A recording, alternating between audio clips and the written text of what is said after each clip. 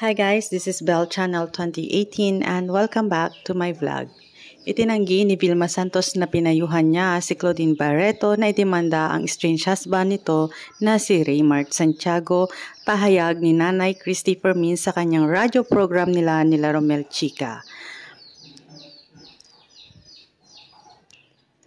Based sa mga pahayag ni Claudine Barreto sa Luis Listens ni Luis Manzano ng Webes ay nabanggit nga niya na sinabi raw sa kanya ni Vilma Santos na magdemanda ka, ipaglaban mo ang pagiging nanay mo, ipaglaban mo yung pagiging asawa mo.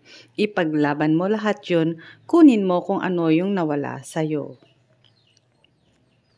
Marami ang nagsulat ng panayam na ito ni Claudine kay Luis at yung iba ay kinote ang actress kung ano mismo ang sinasabi o ipinayo sa kanya ng nag-iisang star for all season. Bungad ni Christy sa CFM, ito po ay tungkol sa interview ni Luis Manzano kay Claudine Barreto.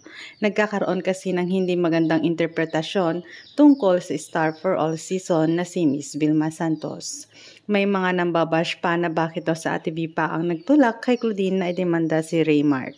Ito po ay mga kapatid ay isang paglilinaw. Lahat naman tayo ay nakasaksi tungkol sa interview ni na Luis at Claudine.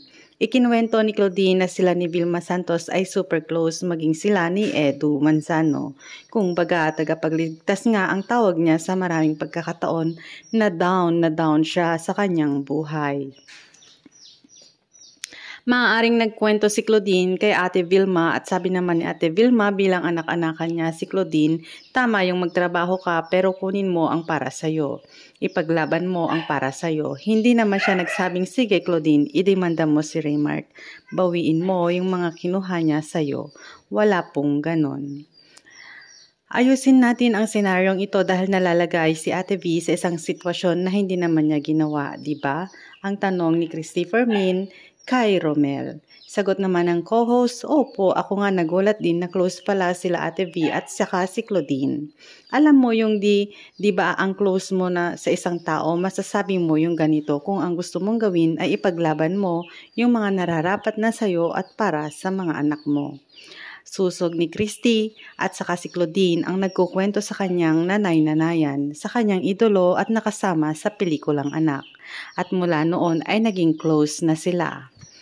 Sila yung nagkukwento, alangan naman si Ate V, dedmahin yung kausap niya. Nasabi ni Claudine na ito nga ang nalaman ko na winidraw niya yung pera ko na 116 million at ang itinira lang sa akin ay 25,000 pesos. Tapos ang ibinalik lang sa akin ay 7 million kasi hinanap pa niya kung kanino niya pinatago yung ibang nawala.